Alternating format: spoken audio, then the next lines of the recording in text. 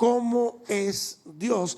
Todos decimos que conocemos a Dios, pero ¿cuál es la definición que usted puede dar de cómo es Dios?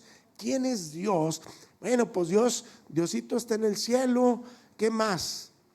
Dios es espíritu. ¿Qué más? Dios es amor. ¿Qué más? Dios es todopoderoso. Dios es misericordioso. Pero saben, hermanos, que no son todos los atributos de Dios. Hay muchos atributos que Dios tiene. Y la pregunta es, ¿existe un Dios?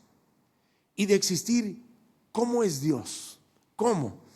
Y estas quizá, hermanos, son preguntas más importantes que cualquier persona se puede hacer en su vida. O sea, ¿cómo es Dios? Todos sabemos que hay un Dios, pero mucha gente no sabe cómo es Dios, no sabe quién es Dios ni su carácter, no sabe realmente qué es lo que hace Dios en nuestra vida, y muchos solamente nos conformamos en que Dios es el que puede hacer todo cuando venimos a Él en oración y Dios cambia el panorama de nuestra vida. Así que la semana pasada considerábamos la existencia de Dios. ¿Recuerdan esto? Y la Biblia no argumenta, ¿sí?, la existencia de Dios. La Biblia la asume, y Dios se ha revelado de una manera. Hablábamos la semana pasada de una revelación, ¿se acuerdan? ¿Se acuerdan? La revelación a través de la creación, que es la revelación general, la cual todo mundo podemos ver, y que todas las cosas por Él fueron hechas, y todo lo que existe en el cielo, en la tierra, debajo de la tierra, todo lo hizo un creador que es nuestro Dios. Dice la palabra de Dios, Génesis 1:1, ¿se acuerdan? ¿Qué dice? En el principio, ¿quién creó todo? Dios. En el principio creó Dios los cielos y la tierra. Pregunta, ¿venimos del mono, de la evolución? ¿Salimos de una materia, de una molécula, como algunos dicen? De hecho, los científicos que han estudiado todo esto de la creación, todos han coincidido que hay un creador. Todos han coincidido en que hay un creador. ¿Por qué? Porque todo es tan perfecto, todo está en orden, no hay un desorden en la naturaleza, ninguno. Usted nunca ha visto, ¿verdad?, las cosas al revés en la creación. No se puede. Hace rato en la mediodía andábamos aquí por este rumbo de HB, vine a hacer el aseo, y veía yo una mujer china, y estaba tomándole video a ese cerro que estaba ahí. Y me dijo, es que esto es algo muy impresionante. Y yo volteé y lo vi y dije, pues para mí no le veo chiste, todos los días lo veo. Pero, hermanos, esa montaña habla de un creador. Esa montaña habla de un creador. Un río habla de un creador. Las estrellas que están sostenidas solo con el poder de la palabra de Dios, hay un creador. El aire que respiramos, porque es oxígeno, quiere decir que hay alguien que produce este oxígeno, y se llama Dios el creador. Así que, hermanos, Dios se ha revelado de una manera general a través de la creación en la historia, y a través de la revelación también específica. ¿Cuál es la revelación específica que veíamos la semana pasada? Que proposicionalmente Dios se ha revelado de una manera específica a través de la Biblia, que es la palabra de Dios. Su palabra inspirada por Él, y personalmente en Jesucristo, el Verbo hecho carne, y salvíficamente a través de la obra del Espíritu Santo de nuestro Dios. Y puesto que se ha dado a conocer, podemos saber entonces cómo es Dios. Y esto hace resurgir el tema de los atributos de Dios que vimos la semana pasada. En primer lugar, estudiamos que Dios es independiente, ¿verdad? Completamente autosuficiente y autónomo. Y hay quienes dicen y aseguran, ¿verdad?, que Dios y el mundo son uno. Pero Dios sin el mundo sigue siendo Dios. Dios sin nosotros sigue siendo Dios. Amén. Él sigue siendo Dios porque Él es un Dios eterno desde mucho antes que nosotros, desde siempre, desde la eternidad hasta la eternidad. Él es Dios. Dios no necesita nada de nosotros, pero Dios es un Dios, de uno de los atributos es un Dios de amor y de misericordia. Así que, hermanos, en segundo lugar, lo que vimos es que Dios es un Dios inmutable, que no cambia, es perfectamente consistente, confiable, y Dios es fiel. Él no cambia, Él no es como nosotros. Dios sigue siendo el mismo ayer, hoy y por los siglos. Es el mismo Dios. Él no cambia. Él es un Dios confiable, es un Dios fiel, y también aprendimos que Dios es un Dios infinito, y eso quiere decir que tiene un poder ilimitado sobre todas las cosas. Su presencia está en todas partes. ¿Por qué? Porque Él es eterno y Él no está limitado por el tiempo, no tiene principio y no tiene fin. La Biblia dice que Él es el alfa y la omega, que quiere decir principio y el fin. Esto es importante, hermano, que lo sepamos. ¿Sí? Si usted no lo sabía, pues ya lo está sabiendo. Entonces Dios es infinitamente grande, y sabe que usted y yo podríamos pasar años, décadas, es más, siglos enteros en examinar las profundidades de su grandeza, y ¿sabe qué? Nunca vamos a terminar, porque Dios es inmensamente grande, es infinito. Amén.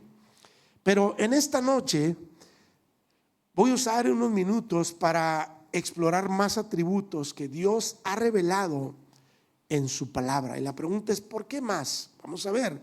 Porque conocer a Dios es la más grande alegría o experiencia de nuestras vidas. ¿Por qué? Porque esto no es un simple ejercicio, no lo es. Entonces, la teología es práctica, es devocional, y nos enseña quién es Dios y también en quién estamos confiando, porque tenemos que saber en quién estamos confiando. ¿A poco usted le confía su auto a cualquiera que pasa por enfrente? ¿Usted le confía las llaves de su casa a cualquiera que lo acaba de conocer? Le dice, ten, puedes ir a mi casa a la hora que tú quieras. No, tenemos que conocer a Dios. ¿Por qué? Porque Él es el Dios de nuestra vida, de nuestra salvación, y debemos de confiar en Él en todas las pruebas de la vida, y debería avivar, hermanos, nuestros corazones para amar, adorar y alabar al Dios vivo y verdadero. Entonces, vamos a ver más atributos de Dios, ¿verdad? En esta noche. Vamos a ver los últimos el día de hoy, en esta noche, y vamos a ver, hermano, vamos a observar algunos atributos que tienen que ver más con el conocimiento de Dios. Dice la palabra ahí lo que leíamos ahorita, el Salmo 139:1. Oh Jehová, tú me has examinado y conocido. Tú has conocido mi sentarme y mi levantarme. Has entendido desde lejos mis pensamientos. Has escudriñado mi andar y mi reposo. Y luego dice al final, dice, y todos mis caminos te son conocidos, pues aún no está la palabra en mi lengua. Y he aquí, oh Jehová, tú la sabes toda. Detrás y delante me rodeaste y sobre mí pusiste tu mano. Tal conocimiento es demasiado maravilloso para mí. Alto es, no lo puedo comprender. Quiere decir, hermano, este pasaje habla de que Dios, en uno de los atributos de Él, es omnisciente. Es la omnisciencia de Dios, es su perfecto conocimiento, y significa que Él conoce todo de todos en todo. ¿Oyó bien? Dios conoce todo de todos y en todos. Dios sabe lo que usted está pensando ahorita. Dios sabe lo que hay almacenado y en el corazón. Él conoce todo de nosotros. Para Él no hay nada oculto delante de su presencia. De hecho, en Isaías capítulo 40, versículo 13 y 14 también habla acerca de lo mismo. Mire lo que dice ahí, hermanos. Isaías 40, versículo 13. Usted puede ir anotando ahí, hermanos, porque es un estudio bíblico. Acuérdese que no es predicación. Dice el versículo 13: ¿quién enseñó al Espíritu de Jehová o le aconsejó enseñándole? ¿A quién pidió consejo para ser avisado? ¿Quién le enseñó el camino del juicio o le enseñó ciencia o le mostró la senda de la prudencia? Y hay otro pasaje en Jeremías capítulo 7, 17, versículos 9 y 10. Vamos allá, hermanos. Y a usted lo puede guardar, usted lo puede subrayar ahí en su Biblia, en su libro de apuntes, no lo sé, pero dice versículo 9 y 10. Dice: engañoso es el corazón más que todas las cosas y perverso. Y luego pregunta: ¿quién lo conocerá? Dice: yo Jehová, que escudriño la mente, que pruebo el corazón, para dar a cada uno según su camino, según el fruto de sus obras. Estos pasajes indican que el corazón del hombre es engañoso, retorcido, pero el único que lo conoce es ¿quién? Dios. Dios conoce las intenciones que hay en nuestro corazón. Dios conoce las intenciones aún más secretas y profundas que hay en el corazón de nosotros. Entonces, pero Dios no sabe, Dios no solo sabe lo que va a suceder, ¿sí? No, Dios sabe lo que vamos a hacer nosotros en nuestra vida. Dios conoce nuestro camino. Ahí lo dice en el Salmo 139. Él conoce la palabra aún cuando no ha llegado en nuestra boca, y ya la sabe. El Señor sabe todas las cosas que nosotros podamos tener en el corazón, en la mente, y Él lo sabe. Él sabe lo real y lo posible. De hecho, el Señor Jesús dice en Mateo 11:21, no lo busquen, anótelo, y dice así: ay de ti, Corazín, ay de ti, Betsaida, porque si en Tiro y en Sidón se hubieran hecho los milagros que han sido hechos en vosotras, tiempo ha que se hubieran arrepentido en silicio y en ceniza. Dios sabe, hermanos, nuestro futuro. Usted sabe lo que vas a hacer el día de mañana. En su plan ya está, ¿verdad? El programa ya está. Pero usted sabe lo que Dios le va a permitir mañana. Usted sabe lo que será de aquí a diciembre o enero del 2026. Usted ya sabe. Usted ya sabe cómo van a terminar sus días sobre esta tierra. No lo sabemos. Y así que, hermanos, una cosa es saberlo todo, pero otra es conocer los resultados reales y posibles de miles de millones de personas que toman miles de decisiones cada día. ¿Y saben quién lo sabe? Dios. Dios lo sabe todo, absolutamente todo. El conocimiento de Dios no es como el nuestro. No se obtiene de la experiencia o la observación. Dios conoce todos nuestros pensamientos antes de que vengan a nuestra mente. Dios lo sabe. Él conoce todos nuestros actos antes de que sean ejecutados por nosotros o que los conozcamos. Y Dios sabe cuándo naciste, porque Él nos unió en el vientre de nuestra madre. Y sabe, hermano, ¿usted sabe cuándo se va a morir? Dios sí lo sabe. Dice la palabra de Dios en Job 14:5, dice que Dios ya decidió los límites de nuestra vida. El que lo sabe es Él, yo no lo sé. pero Él sí lo sabe. Y esto significa, hermanos, quiere decir que a Dios nada lo toma por sorpresa, nada lo estremece y nada le sorprende al Señor. Usted y yo no conocemos nuestro futuro, definitivamente que no, pero Dios sí, y eso es lo que nosotros debería motivarnos a una confianza segura, plena en el Señor. De hecho, el Señor Jesús nos dice en Mateo 6:31, mire lo que dice: no os afanéis pues diciendo, ¿qué comeremos? ¿O qué beberemos?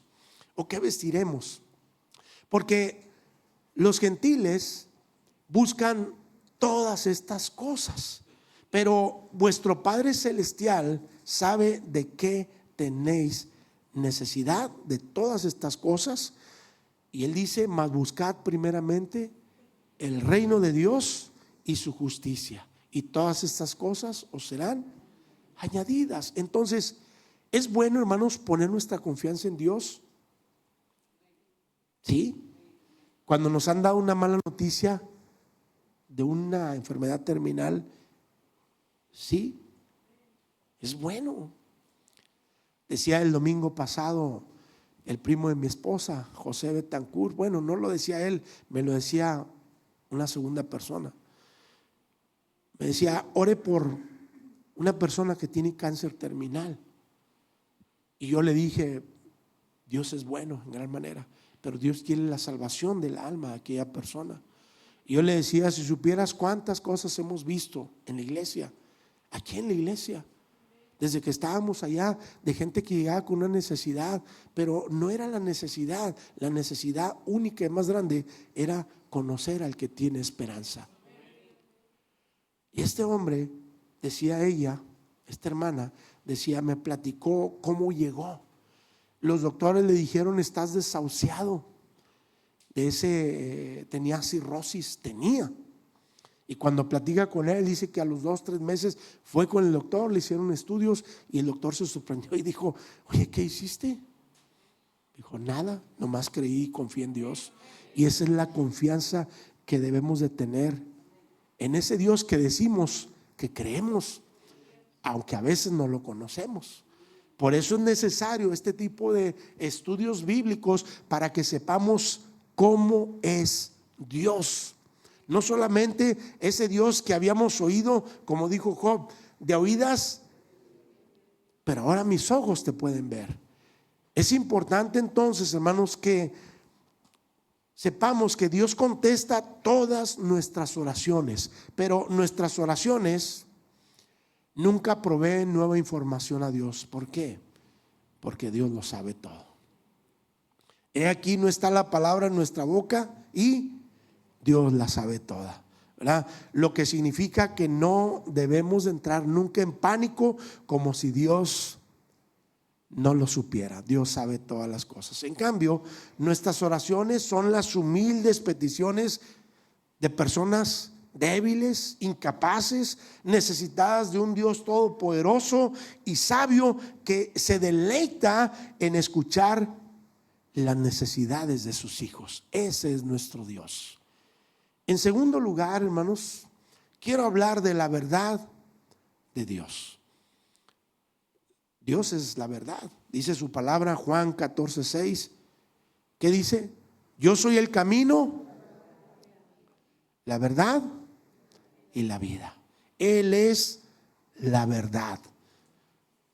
No hay ninguna mentira en Dios. Dios es verdadero, y todos sus conocimientos y palabras con el máximo estándar de la verdad.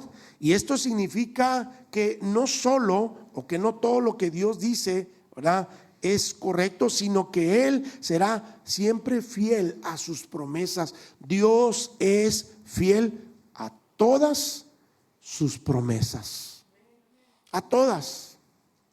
Si Él dijo, Él lo hará. Si Él prometió, Él va a cumplir. ¿Por qué? Porque Dios no es hombre que mienta, porque Dios no miente. El padre de la mentira sabemos que es Satanás. Así que, hermanos, en Proverbios nos recuerda, Proverbios 35, nomás anótenlo, no lo busque, nos recuerda que toda palabra de Dios es limpia y que Él es escudo a los que en Él esperan. Él es escudo a los que en Él esperan. ¿Usted alguna vez se ha sentido como que Dios ya no está con usted? Así como yo. Y a veces me he sentido así, como que la presencia de Dios ya por algo. Pero ¿saben qué? Dios ha prometido que Él siempre estaría con nosotros. ¿Cuándo? Dijo, yo voy a estar todos los días. ¿Hasta cuándo? ¿Y usted le cree a Dios? Bueno, hermanos, cuando vengan pruebas, acuérdese, Dios es por nosotros. De hecho, el significado de la palabra Israel, ¿usted sabe cuál es? Dios pelea todas nuestras batallas. El Señor pelea nuestras batallas y nuestras luchas. Así que, hermanos, tenemos que confiar siempre en el Señor. ¿Por qué? Porque Dios es infinitamente confiable. Amén. En cambio, Satanás nos va a mentir. ¿Para qué? Para que tú desconfíes de Dios. No, hombre, es que no viene nada, no llega la respuesta y empezamos a desesperarnos, nos exasperamos, y ese ha sido su camino desde el huerto del Edén. Con que Dios dijo, le dijo a Eva, Dios bien sabe, Dios sabe, aunque no tenía dedo, ¿verdad? La serpiente, ¿verdad? Pero le dijo, Dios sabe que el día que de él comieres seréis como Dios. Hace rato veía un video en la tarde en la televisión, sale ahí, no sé en qué parte del mundo, había una sociedad ahí donde me dio tristeza, hermanos. Estaba un hombre vestido con la cara de un perro, y así en el comportamiento de un perro. Estaba en un concurso de humanos perros.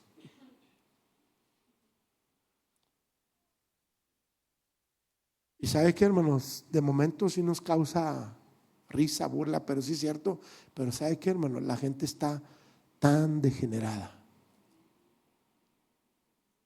y dicen que no hay un Dios, y usted dice que conoce a Dios. Usted debe conocer a Dios. Usted que dice que lo conoce, usted debe anunciarlo allá afuera. Usted debe hacer ver con su testimonio de que Dios existe en su vida, de que Dios es el rey de su vida. Y por eso es importante, hermanos, que conozcamos a nuestro Dios.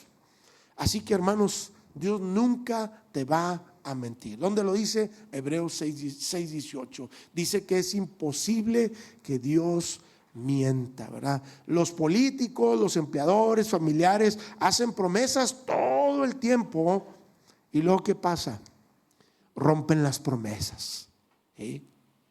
¿Cuántas veces no nos han prometido que va a bajar la gasolina?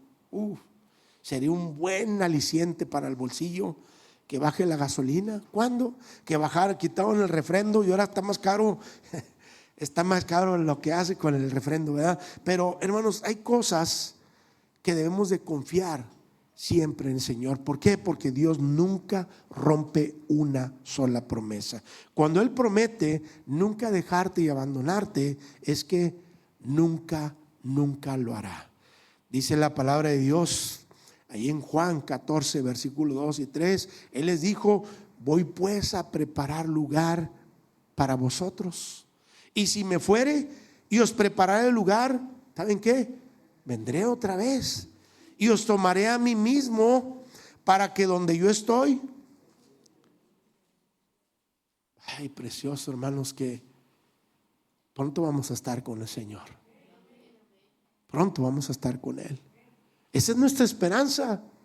Eso es lo que anhelamos, eso es lo que esperamos. Mientras Él viene, tenemos que guardarnos, hermanos, en santificación, apartados para Dios, alejarnos día a día del pecado en nuestra vida. ¿Por qué? Porque Dios es 100% confiable. Y eso es exactamente, hermanos, lo que Dios hace en nuestra vida. Dios es un Dios infinito y confiable. En tercer lugar, hermanos, vamos a ver la sabiduría de Dios, ¿verdad? Sabemos que Dios también es sabio.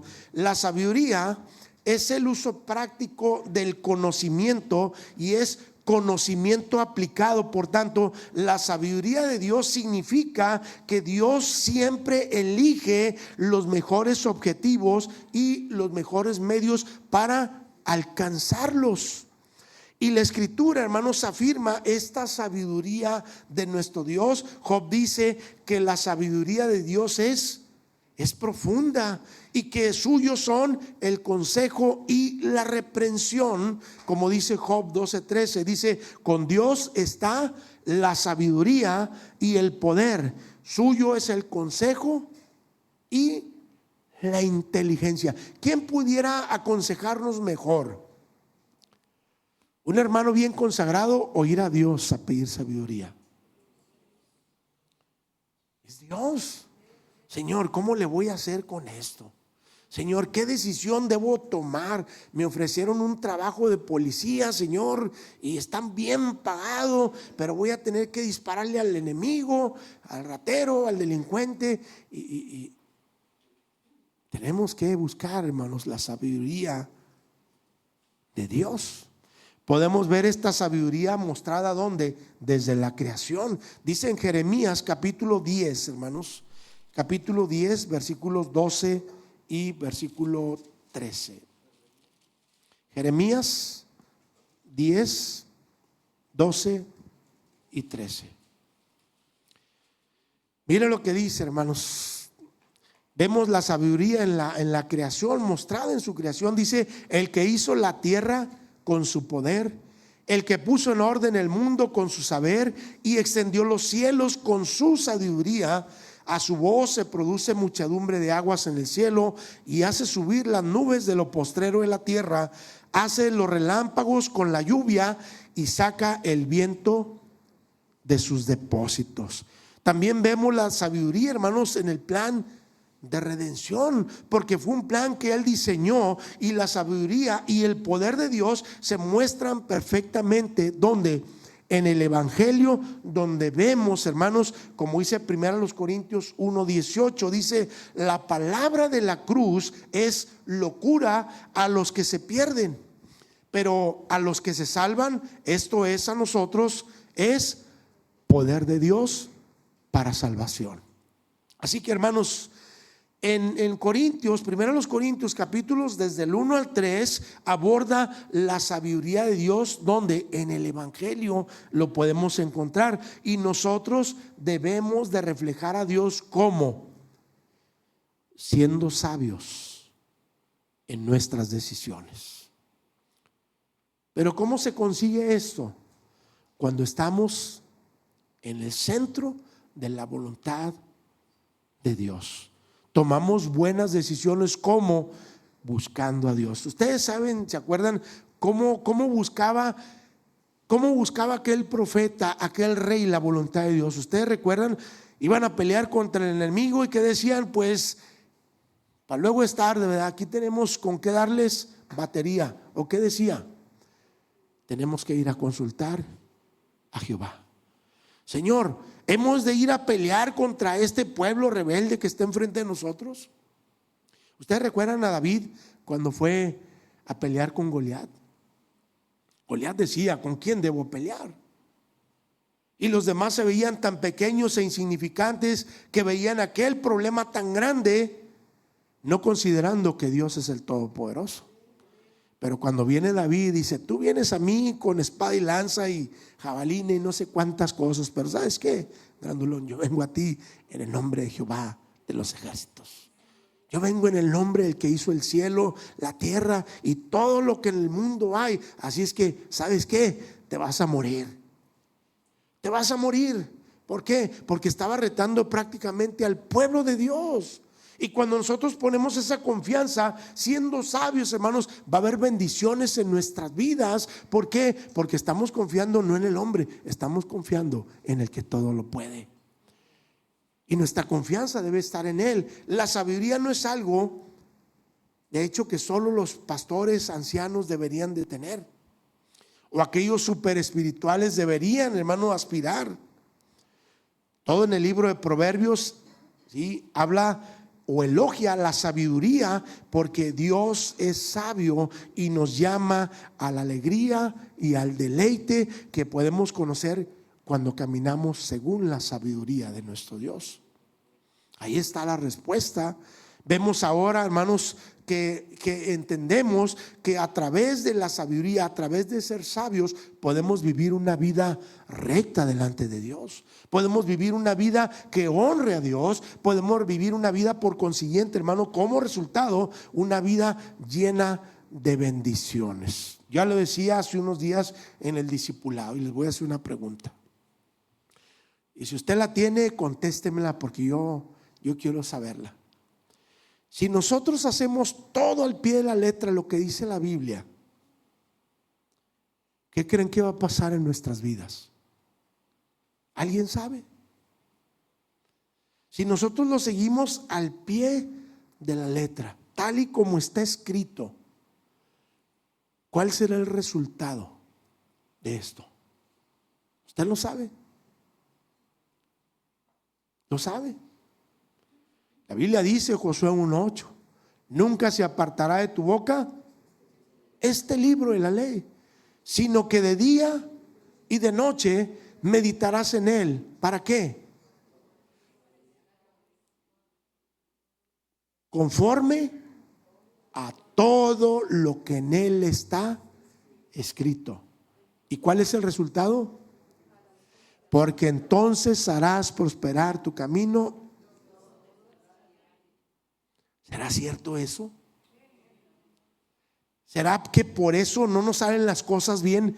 Porque no estamos haciendo lo que Dios dice así como lo dejó escrito. ¿Sí es cierto? Es cierto, hermanos. Por eso batallamos. ¿Por qué? Porque realmente, hermanos, no hemos hecho nuestra la palabra de Dios. Una de las cosas que Dios veía en el pueblo de Israel es que Dios les había dejado los mandamientos, decretos y estatutos en las tablas de Moisés. Ahí estaban los 10 mandamientos. Ahí estaban. Pero pues lo sabían, pero no los llevaban a la práctica. A ninguno. Y el Señor dice en su palabra: oye, oh Israel, Jehová nuestro Dios, Jehová uno es. Y les dice: no tendrás dioses ajenos delante de mí. ¿Y qué hizo el pueblo? Puso dioses. Dios les dijo: no se vayan a juntar con los amorreos, no se vayan a juntar con aquellos que no son pueblo, porque los van a arrastrar tras sus dioses. ¿Y qué hicieron el pueblo de Dios? Ay, las filisteas están más guapas que las judías. Aquellas a lo mejor usaban faldas cortas, no lo sé. O aquellas se ponían, sí se peinaban, no sé. Y ahí estaban los judíos, los hebreos, viendo a las filisteas. No, pues es que aquellas son mejores que las de acá. Pero Dios dijo que no hicieran alianza. Y esto causa problemas, y ha causado problemas a través, hermano, de todo el Antiguo Testamento. Todo el Antiguo Testamento. Así es que, hermanos, veamos ahora, hermanos, que los atributos de Dios hablan del carácter y los estándares morales de Dios. También, hermanos, en esta noche, como cuarto lugar, quiero hablar de la santidad de Dios. ¿Usted sabe lo que es la santidad de Dios? La santidad se refiere a la alteridad de Dios o su majestad. Se refiere a una naturaleza divina que no puede ser comparada ni asimilada a nada que hay en la humanidad. A nada, absolutamente nada. El hecho de que no es como nosotros, Él es un Dios trascendente.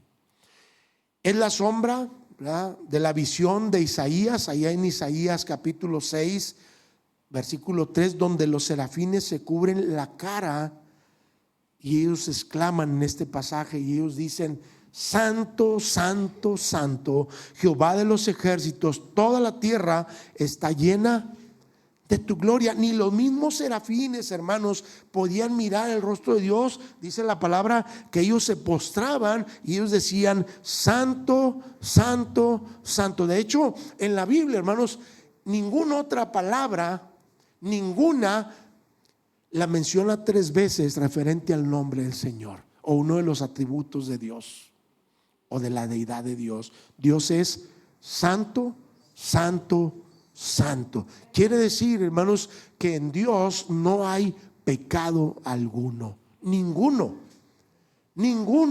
en su vida. La santidad hace referencia a la pureza de nuestro Dios. Él es éticamente distinto a nosotros. Él está totalmente separado del pecado. Pero Isaías, hermano, ahí en el versículo 5, capítulo 6, continúa en esa visión y dice: ay de mí que soy muerto, porque siendo hombre inmundo de labios, han visto mis ojos al Rey Jehová de los ejércitos. Dios es completamente diferente a usted y a mí. Totalmente limpio, es radiante, es sin mancha, sin defecto. Dios es puro, es inocente, hermanos. En Él no hay pecado alguno. Sin embargo, aunque en su santidad es totalmente inaccesible, también es irresistiblemente Dios. Es hermoso en santidad. Él no está manchado por ningún pecado. Él es la fuente de luz. La santidad es como la belleza, hermanos, y dulzura de la naturaleza divina de nuestro Dios. Entonces, la santidad de Dios es impresionante. De hecho, la Biblia dice, hermanos, en el Apocalipsis, que cuando estemos con el Señor, allá no va a existir la luz del sol. ¿Sabe por qué? Porque la gloria de Jehová lo llenará todo. Allá no nos va a quemar el sol. Los que estamos medio morenitos, ¿verdad? A lo mejor ya vamos a estar blanquecinos como la nieve. Alégrese, ¿verdad? Los que están blancos no se preocupen, pero los que estamos así como yo, pues alégrese. Alégrense, porque vamos a dejar de ser morenos, ¿verdad? Y no sé si vamos a tener ojos azules, no lo sé, ¿verdad? Entonces, hermanos, ¿y por qué su santidad? La santidad de Dios es tan hermosa. La santidad de Dios consiste en su amor y especialmente en la perfecta e íntima unión y amor que hay entre el Padre y el Hijo. Y eso es lo irresistible, hermano, y distinto de nuestro Dios. Su amor es tan perfecto como Él es santo. Y nosotros, dice su palabra: sed santos porque yo soy santo, en toda vuestra manera de vivir. En toda vuestra manera de vivir debemos de ser santos. Ahora bien, los fariseos, hermanos, ¿recuerdan los fariseos? Veían la santidad como la que uno no hace, ¿sí? Y a veces nomás de la apariencia, ¿verdad? Oh, es que yo soy santo, yo oro, soy elocuente, leo la Biblia bien, sé mucho de Biblia. Pero ¿esto realmente habla de santidad? ¿Dónde está la santidad en el humano? La santidad, hermanos, y la voluntad de Dios es que santifiquemos nuestras vidas a Dios. Santificar, hermanos, voy a poner el ejemplo. De este lado está el pecado. Aquí está el pecado. Que cada día, hermanos, en mi vida personal, yo me voy alejando del pecado. Aunque sea pasos cortos, si usted quiere. A lo mejor de unos pasos muy grandes. Aunque sea poco a poco. La mentira, ¿verdad que si cuesta dejar de decir una mentira? Cuando se nos hizo tarde en el trabajo, cuando, no sé, no vemos la salida, nos viene a la mente y pues sí, voy a decir una mentira, ni modo, una mentirilla. Pero no hay mentirillas. ¿Y saben qué, hermanos? El dejar de decir mentiras nos pone en evidencia. Vamos a pasar vergüenzas. Vamos a pasar, hermanos, ¿qué más pudiera decir? Hermanos, Vamos a pasar una vergüenza absoluta, pero hermanos, tenemos que ser verdaderos. Y cuesta hermanos ser honestos. ¿Cuánto cuesta? Mucho, bastante. Porque llegó tarde, híjole, es que el camión, pues el camión está nuevecito, mira, ya pasó ahorita, yo lo vi. Pero cuesta en nuestra vida, hermanos, alejarnos del pecado. Y mucho nos cuesta. ¿Por qué? Porque queremos seguir, hermanos, en los rendimientos de nuestra carne, en los rendimientos del mundo. Y nosotros debemos de entender, hermano, que Dios pide, Dios desea que usted sea santo, porque Él es santo. Ahora bien, hermanos, cuando miramos la zarza ardiente ahí en Éxodo 3, lo que hace que ese terreno sea sagrado, ¿qué es? Es la presencia de Dios. ¿Sí? Dios le dice a Moisés: Moisés, quita el calzado de tus pies, porque el lugar que tú pisas santo es. No era el lugar precisamente, era la presencia de Dios. Al igual que aquí, hermanos, aquí al frente, aquí debe pararse uno a decir la verdad. Aquí. Y que sea la palabra de Dios. Y no solo lo que salga de la boca del predicador o del pastor, sino que tenemos que vivir lo que decimos aquí. Usted y yo, como hijos de Dios, debemos de vivir lo que decimos que creemos, porque si no, hermanos, sería una farsa. Debemos de vivir en santidad. Dios quiere que usted y yo seamos santos, porque Él es santo. Y es que Él, hermanos, al igual que cuando habló con este hombre llamado Moisés, Dios ha entablado una relación con su pueblo. Y entonces la santidad no se define primero por lo que hacemos o no hacemos, no, sino a quién pertenecemos. ¿Sí me entendió? La santidad no es yo voy a dejar de hacer, no, o lo que vayamos a hacer. La santidad debe ser, hermanos, porque su palabra dice que Él ha dicho que somos templo del Espíritu Santo.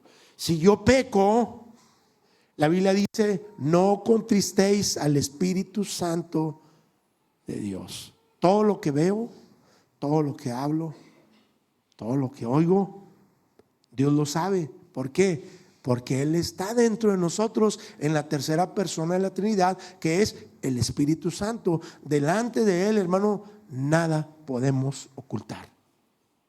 A Él no lo podemos engañar. Él lo sabe todo en nuestra vida. Por eso decía ahorita, no se define la santificación o la santidad en lo que hacemos o no hacemos, sino a quién pertenecemos. Usted y yo somos pueblo de Dios. Somos llamados hijos de Dios. Somos nación santa, pueblo adquirido por Dios. Y aún más, dice allá en Apocalipsis, hace una semana lo veíamos, dice que Dios nos ha hecho reyes y sacerdotes. Entonces, hermano, nosotros debemos de vivir en una vida apartada del pecado, como en toda nuestra manera de vivir. Es decir, en espíritu, en alma y en cuerpo. ¿Para qué? Para ser guardados irreprensibles para el día del Señor.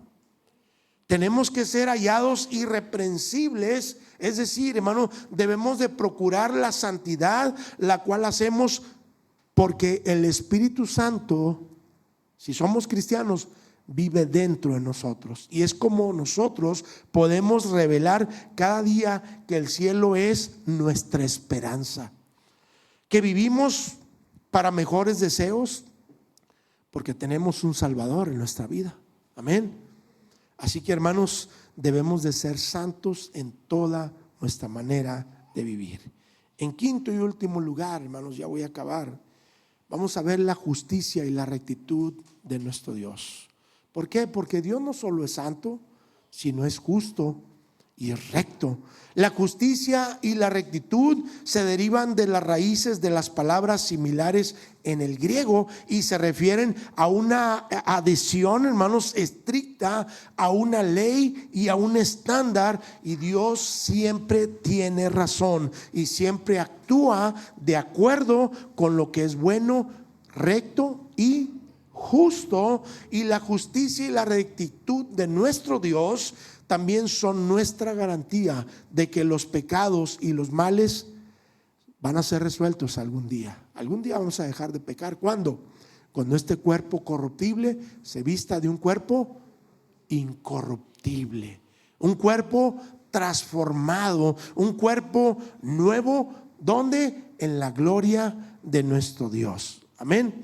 Entonces, pero Dios es justo, hermanos, y Él juzgará con justicia. Así que no necesitamos desesperar nosotros. Dice Romanos 12:19, dice: mía es la venganza, yo pagaré, dice el Señor.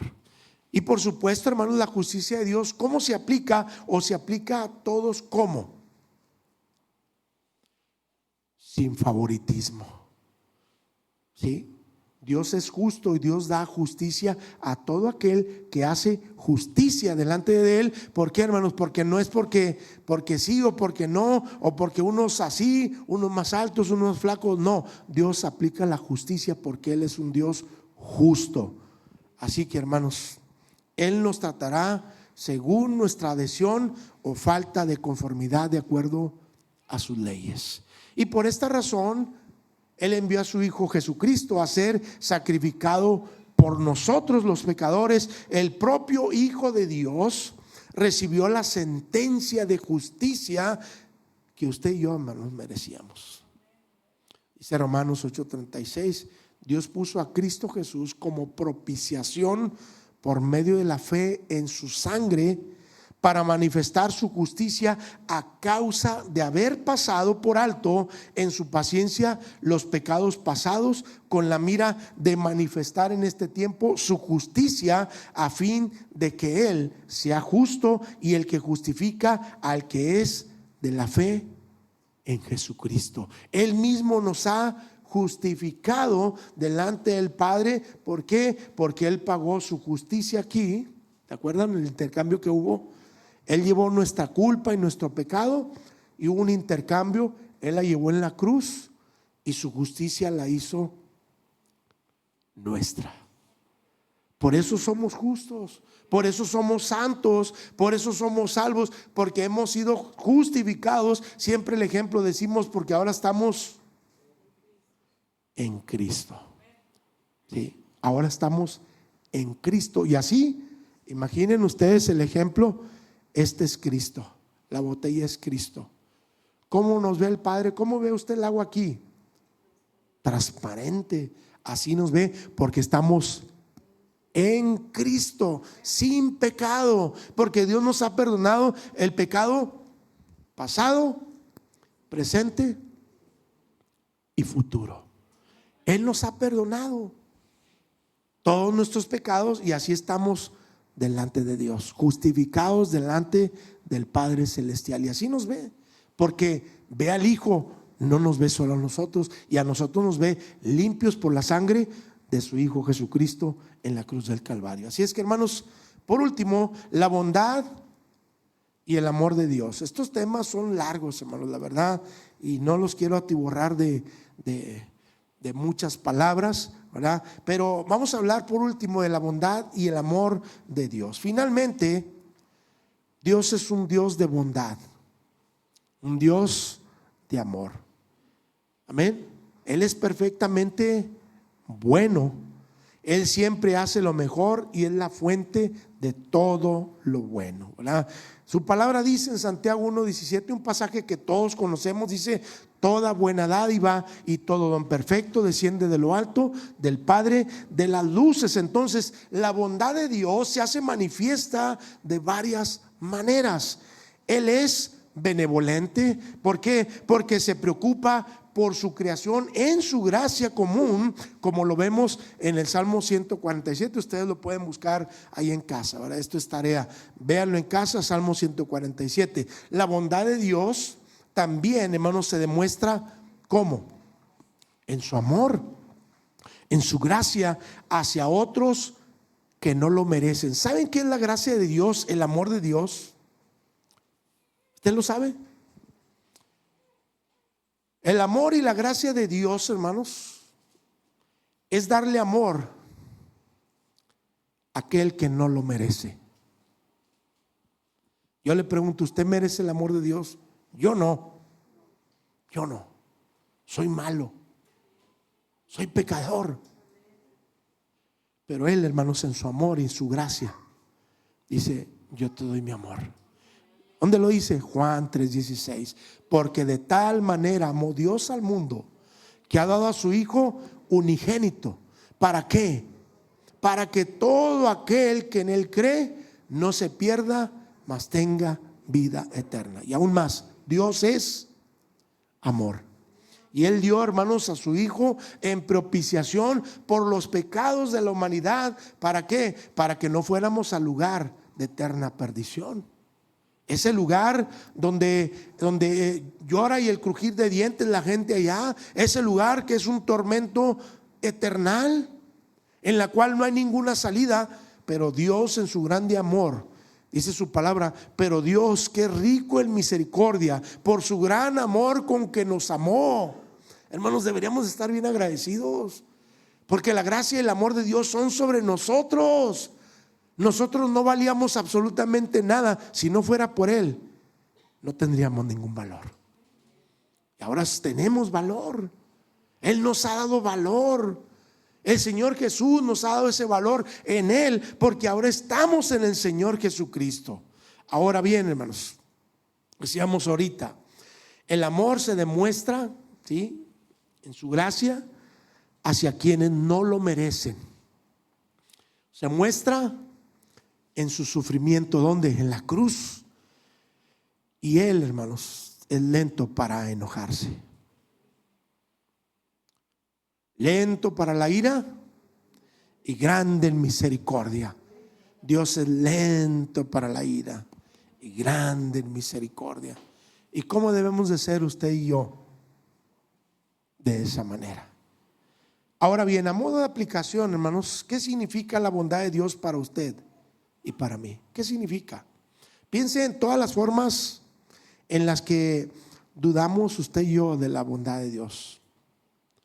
¿Cuándo pasa esto? Cuando pecamos. Número 2, cuando usted teme por el futuro. Número 3, cuando tememos a los hombres más que a Dios. Y número 4, cuando nos preocupamos, dudamos de la bondad de Dios. La bondad de Dios, hermanos, en esta noche nos invita a confiar en Él. ¿Por qué? Porque Él se preocupa por nosotros. Dice su palabra, claman los justos, Jehová oye, ¿sí? Y nos recuerda que siempre hará lo mejor. ¿Por qué? Porque Él es un Dios bueno todo el tiempo. Entonces, cuando se trata del amor, tenemos dificultades para pensar bíblicamente.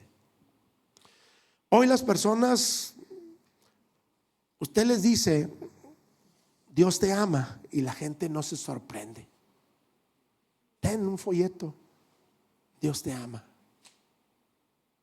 La gente dice, ¿para qué me ama? ¿Qué más da? ¿Para qué? Pero se enfurecen cuando uno les dice que Dios es un juez justo. No, pero ¿cómo Dios me va a mandar al infierno? Usted dígale lo mismo. Usted dígale lo mismo cuando usted llegue con un folleto y tenga, es que la palabra de Dios, Dios le ama. Pero no es lo correcto. Lo correcto es, ¿sabes qué? ¿Sabes qué? Arrepiéntete de tus pecados, porque la ira de Dios está sobre ti. Ten, ahí está la información, léelo. Ese es el evangelio. En la Biblia nunca Cristo dijo, ni los apóstoles, ay, Cristo te ama. Ay, como si lo anduviéramos malbaratando. Dice: arrepiéntanse y conviértanse de sus malos caminos. Ese es el evangelio. Arrepiéntanse y conviértanse de sus malos caminos. ¿Saben por qué? Porque eso los lleva a la condenación eterna. Por eso la gente hoy día: tenga, Dios lo ama. Nada, pues ¿para qué me ama? Que me dé dinero mejor. Ya me había chiflado, dije: traigo $10. Y eso es porque, separado, hermanos, el amor divino de las otras verdades complementarias acerca de nuestro Dios, sabemos que Él es amoroso, pero siempre ama en armonía con justicia. Siempre va de la mano. Cuando la Escritura habla acerca del amor, se refiere a Él en al menos 4 formas diferentes. Mire, dice la palabra de Dios, hermanos, hay un libro, ¿verdad?, de un hombre llamado Don Carson, que dice la difícil doctrina del amor de Dios. La difícil doctrina del amor de Dios, que es breve y es fácil de leer. Dice: en primero, está el amor único, intranitario entre el Padre, Hijo y el Espíritu Santo. Segundo, el amor providencial de Dios sobre todo lo que ha hecho, como dice Génesis 1, hizo que toda la creación fuera buena. Y según Mateo 6, dice que Él alimenta incluso a las aves del cielo. En tercero, hermanos, la postura salvífica de Dios hacia un mundo caído, que es Juan 3:16, ¿sí?, donde muestra su amor por el mundo al enviar a su Hijo Cristo y amorosamente invita a todos al arrepentimiento. Dice: no queriendo que ninguno perezca, sino que todos vengan al arrepentimiento. Hace poco alguien me dijo: oye, ustedes hablan mucho de que se van a ir y de que Dios viene, y no viene. ¿Quién sabe hace cuántos años que te vi y dijiste que iba a venir Dios? ¿Y saben qué le contesté yo? Le dije: la palabra de Dios dice en tal pasaje que Dios no quiere que ninguno de ustedes perezca, sino que todos vengan al arrepentimiento. Él está siendo misericordioso. Él está haciendo y dando más tiempo en su gracia. ¿Para qué? Para que más gente venga a los pies de Cristo. Amén. Así que, hermanos, no debemos en ninguna manera, hermanos, de estas formas hablar acerca del amor de Dios de una manera como si Dios anduviera malbaratando su amor. No, Dios es justo y va a cumplir su justicia. El amor de Dios no es sentimental, es cálido, ¿verdad? El amor de Dios se refiere a cómo Él busca tiernamente el bien de sus criaturas, de la creación. ¿Y dónde se puede encontrar tal bien, hermanos? ¿Dónde? Solo en Dios, solamente en Dios, en su amor. ¿Por qué? Porque Él se ha dado a sí mismo en su amor y nos aleja de nosotros mismos y nos acerca a Él. Y al hacernos como Él, ¿qué vamos a encontrar? Que lo amamos y amamos a los demás tal y como Jesús nos ha enseñado. Su palabra dice, hermanos, ya estoy terminando, Juan 13:35: en esto conocerán que sois mis discípulos, si tuvieres amor los unos con los otros. En esto conocerán que ustedes son mis discípulos. ¿En qué son? Mis discípulos. El amor de Dios, hermanos, está sobre nosotros, pero a veces no sabemos o no consideramos lo que Dios nos ha dado en nuestra vida. Y quiero concluir, hermanos, los atributos de Dios revelan su trascendencia e inmanencia. Pero para un primer siglo, la trascendencia judía era un hecho y el significado es de que Dios es santo, apartado, distinto de nosotros. Y hoy en día, hermanos, a Dios, tristemente, se le considera gran parte como exclusivamente inmanente. Está aquí, hermanos. Nosotros, a veces la gente dice: es que Dios está en todo lugar. Sí, está en todo lugar, pero a veces en el corazón del que está fuera de la voluntad de Dios, hermanos, ellos siguen pensando que Dios está con ellos, aún con todo lo que hace el mundo. Cuando se les atora la carreta, dicen: ay, Diosito mío, ay, Diosito. Pero para nosotros, hermanos, por su gracia, su amor y misericordia, el Dios siempre está ese Dios siempre está presente, consolándonos, siempre. Dios es nuestro amigo, es nuestro compañero y alguien con quien podemos compartir toda nuestra vida, nuestras necesidades, nuestras emociones, nuestras alegrías, nuestras dolencias. Es Dios en quien podemos descansar todos los días de nuestra vida. Estos atributos nos ayudan a comprender que Dios, hermanos, es tanto inmanente como trascendente en nuestra vida. Pero ¿sabe qué? Dios sigue siendo Dios, con usted o sin usted. Nadie es como Él, puro, justo y poderoso. Y antes de que salga usted de aquí esta noche, hermano, hágase una pregunta. En vista de lo que estamos aprendiendo hoy en esta noche, ¿por qué nos sentiríamos tentados a poner ese amor nuestro, nuestra seguridad, nuestro bienestar en alguien más que no fuera nuestro Dios? ¿Por qué, hermanos? Pregúntese antes de que salga. ¿Por qué poner toda nuestra confianza en las cosas que no son Dios antes que ponerlo en las manos de Dios? Todas las cosas provienen de Él. Toda buena dádiva y todo don perfecto desciende de lo alto. ¿Usted comió hoy? Qué bueno. ¿Usted tiene para cenar hoy? ¿Sabe qué? Todo viene de Dios. Todo viene de Dios. Usted está bien de salud, dele gloria a Dios. ¿Por qué, hermanos? Porque Él es un Dios soberano, es un Dios justo, es un Dios de amor, y su gracia, hermanos, es grandísima con nosotros. Vamos a orar. Amado Señor, gracias te damos, Padre. Gracias por tu palabra en esta noche.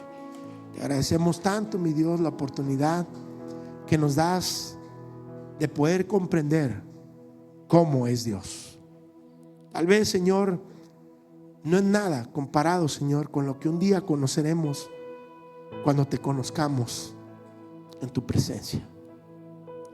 Nos has dejado esta enseñanza escrita, Dios, para que podamos comprender muy poco, Señor, de lo grande que eres tú. Como dice el canto, tan grande amor es del Señor e infinito que no lo podemos comprender.